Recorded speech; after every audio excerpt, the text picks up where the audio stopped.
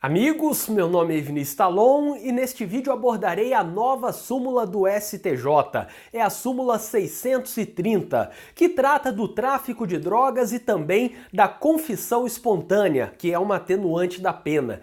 Antes disso, eu quero pedir a vocês que se inscrevam no canal caso ainda não sejam inscritos, ativem as notificações, porque assim vocês saberão sempre que for lançado um vídeo novo no canal.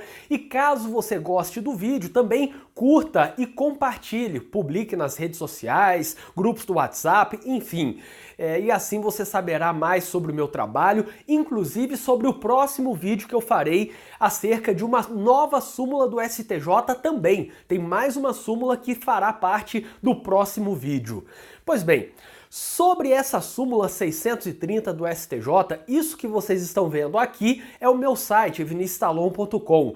Eu coloquei lá a súmula 630 e também algumas decisões que aplicam esse entendimento. Algumas decisões anteriores à súmula, que é muito recente, e essas decisões tratam do mesmo entendimento que agora passa a fazer parte dessa súmula. Vejam, a súmula 630 do STJ está aqui. Tá aqui para vocês do lado. Pois bem, a incidência da atenuante da confissão espontânea no crime de tráfico ilícito de entorpecentes exige o reconhecimento da traficância pelo acusado, não bastando a mera admissão da posse ou propriedade para uso próprio. Isso é muito importante, porque esse entendimento que passa a fazer parte da súmula 630 do STJ é um entendimento prejudicial para a defesa. Vejam que aqui em cima consta para vocês que essa súmula foi aprovada no dia 24 de abril de 2019, portanto, muito recente. É uma súmula que, ao mesmo tempo que comenta o tráfico de drogas, fala também sobre uma questão de dosimetria da pena, na verdade, a dosimetria da pena do tráfico de drogas, e também que afasta, a princípio pelo menos, a possibilidade de utilizar duas teses ao mesmo tempo. Vejam, por esse entendimento aqui do STJ, dessa súmula, não seria possível aplicar a atenuante da confissão espontânea àquele que apenas falou que tinha a droga para consumo, aquele que disse que não praticou o artigo 33 da Lei de Drogas, que é o tráfico, mas sim o artigo 28, posse de drogas para consumo, que na verdade tem até aquela divergência se é um crime, considerando que não tem pena privativa de liberdade. De qualquer forma, o que nós, advogados, defensores públicos, sempre fizemos? A gente sempre alegava, até então, em primeiro lugar, obviamente, a absolvição pelo tráfico de drogas, a partir, enfim, da vinculação da droga com o agente, se nega a autoria, se nega a materialidade e tudo mais.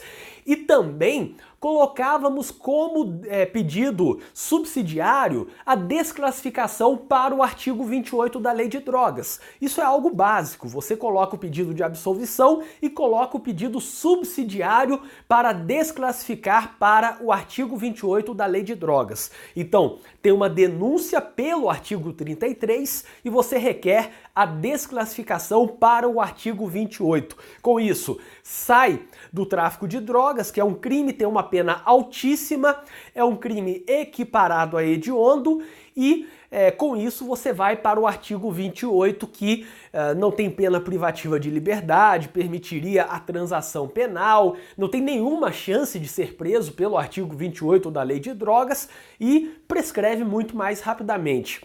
Pois bem, além disso, caso o agente confessasse, caso o réu confessasse que ele realmente tinha a droga, mas aquela droga era para consumo, e isso era e sempre foi muito frequente, poderíamos alegar, além da desclassificação, a possibilidade ou a necessidade de aplicação da atenuante da confissão espontânea, considerando que ele está confessando que aquela droga era dele, ainda que não esteja confessando o que está na denúncia. Então percebam, o réu, quando confessa que tinha a droga, realmente estava com a droga, mas para consumo, ele não está confessando o que está na denúncia, que é o artigo 33, mas sim o artigo 28, que não é um crime equiparado a hediondo, tem uma pena muito mais baixa e tudo mais. Nesse caso, com a nova súmula, com esse entendimento da súmula, passamos a ter uma escolha. Ou o réu irá no caminho da desclassificação, e aí praticamente afastando a chance de aplicação da atenuante da confissão espontânea, ou ele confessa o tráfico e pode ter a condenação com a atenuante da confissão espontânea.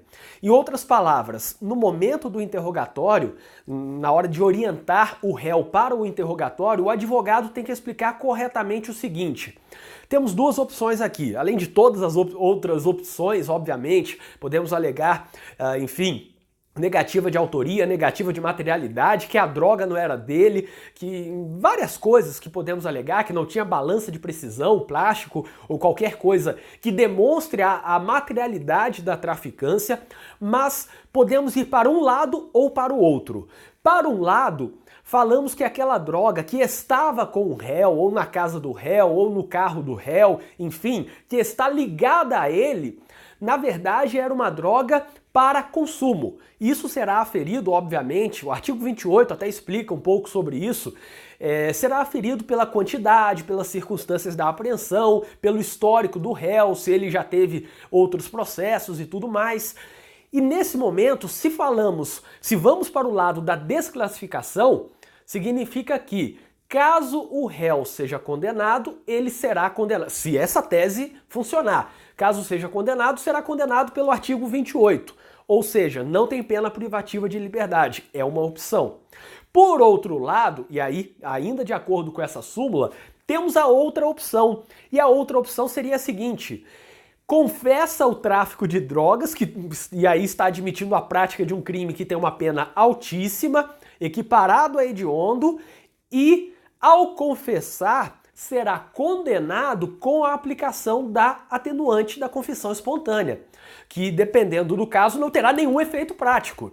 É só você pensar o seguinte: dependendo do caso, se já está na pena mínima, sai da primeira fase da dosimetria da pena com a pena mínima, o mínimo legal, e vai para a segunda fase, sabemos que o STJ, o mesmo STJ que tem esse entendimento aqui, fala que, e aí tem até súmula, fala que não cabe a redução abaixo do mínimo legal na segunda fase da dosimetria da pena, ou seja, em razão de uma atenuante quando já está no mínimo legal.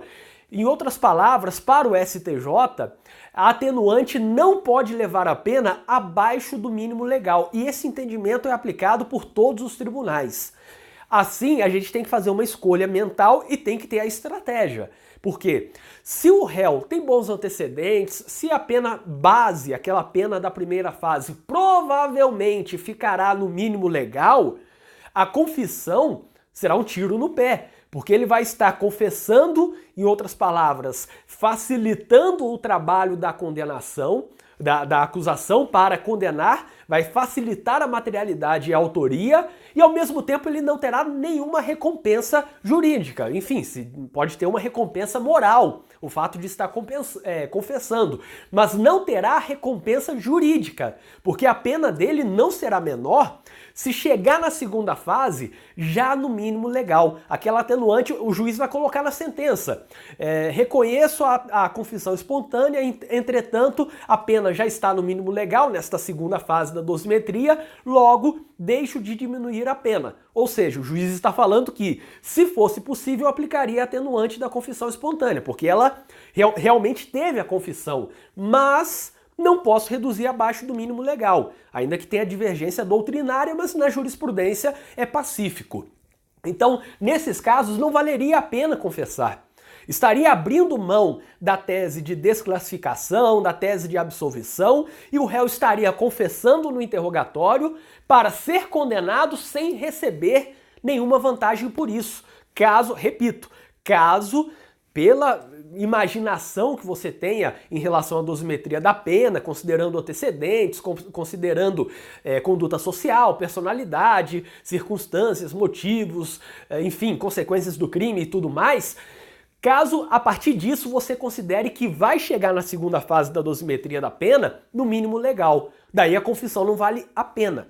Portanto, essa súmula coloca uma escolha que seria o seguinte: ou eu vou para o lado da desclassificação, falando que não é tráfico, mas sim posse de drogas para consumo, para uso próprio, portanto, ou eu vou para o lado da confissão espontânea do tráfico de drogas.